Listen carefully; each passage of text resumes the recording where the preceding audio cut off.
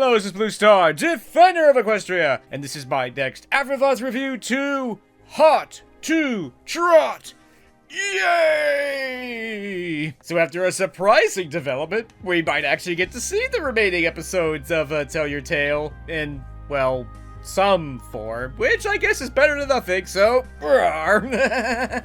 so it's time to get back into the good old-fashioned AfterThought reviews, where I go back and I watch the episode and see what I think about the episode after watching it again. So, I do have to admit, I'm still suffering from the I know it's an animatic, but I really wish it wasn't syndrome.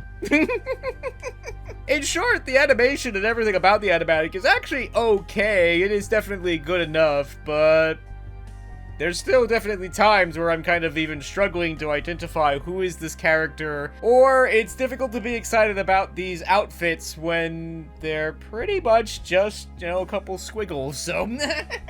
Most of these ponies you can identify from very far away just by the color of their manes and their bodies, and obviously their cutie marks. So once you take all those things away, all of a sudden, it's a lot harder to identify who these characters are. So when they reveal the 3 contestant ponies, it's like, oh, look, there's Hitch and possibly 2 other random ponies. Oh, no, wait, that's Sunny and Izzy. Oh. So, yes, I totally understand, because animatics are, you know, a tool for pre-production, and in college I've even made animatics. So I understand this isn't going to be a piece of finished animation, but I still can't get over that it's not a piece of finished animation either, so... Oh, well, it's one of those things of, yes, I understand, but I'm gonna say it anyways. This probably will be the last time I mention that, because after having the series being cancelled, being able to see these stories at all, and with the original voice actors, is definitely better than nothing, so... Roar. The good news is these animatics do feature the original voice actors, because yeah, the voices are recorded first, so yeah, these are actually the actual voice actors, so... Roar. So anyway, now that we're done with that, let's move on to the actual story itself, and that this is definitely not an Equestria-shattering episode, but it was fun, and it was a really interesting idea for, like, it's a main-styling game show? I don't know if this would really work, but it's an interesting idea. And I do feel like Sky and Dazzle may have found their true calling, so maybe it's time for career change, because they make great game show hosts, so... I do have to say that the story kind of goes the way I would expect it to, that, yeah, Pip, the main stylist at Maritime Bay, oh yeah, she wins this competition, yay!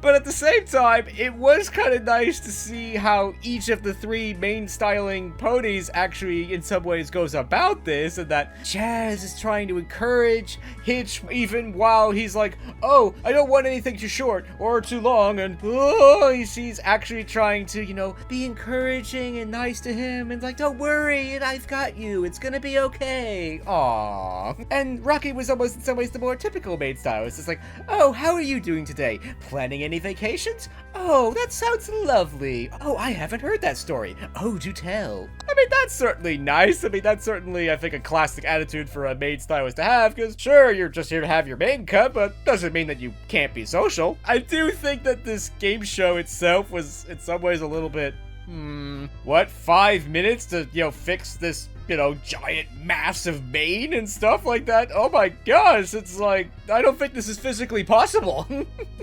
And then they introduce a twist, and it's like, really? There's no time for a twist. They're trying to do something in like 5 minutes. That would probably take 5, 10, 15 plus minutes to do, so, aww. And really, handing them magical items that they don't even know what they do? That doesn't sound like a good idea. No. We all know what happens when you try to use magic to solve your problems, and I think that gets even worse when you don't even know what the magic does, so no! Reminds me of a line from The Hypernauts. Go into battle with weapons we don't even know how to use? Ugh. And in some ways, in defiance of My Little Pony tradition, they used magical items and nothing went horribly wrong, so roar. I did kind of like Hitch's like mane hawk thing that turned almost into like a blade. His mane is a deadly weapon. That is both cool and slightly scary at the same time. So I don't remember what Sunny's did, but I think Izzy's made her mane like glow and stuff, and I guess she's wearing this like crazy costume. It's difficult to be impressed by this outfit in quote-unquote animatic form, but clearly this dress was pretty impressive. I don't really see how Pip was supposed to have fixed this mane, put this outfit together in just 5 minutes. No.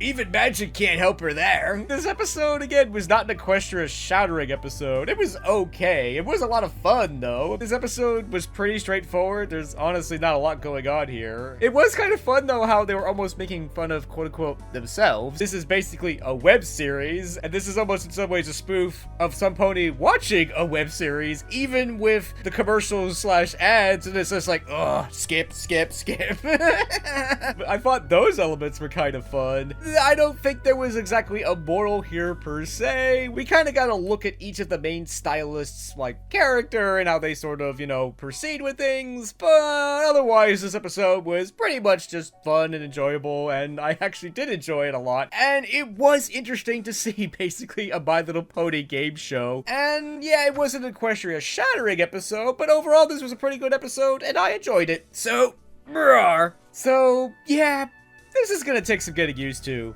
but I'm really glad that we get to see these animatics and get to see these stories, and I'm looking forward to seeing more. So that is the end of my afterthought review of Got to Trot.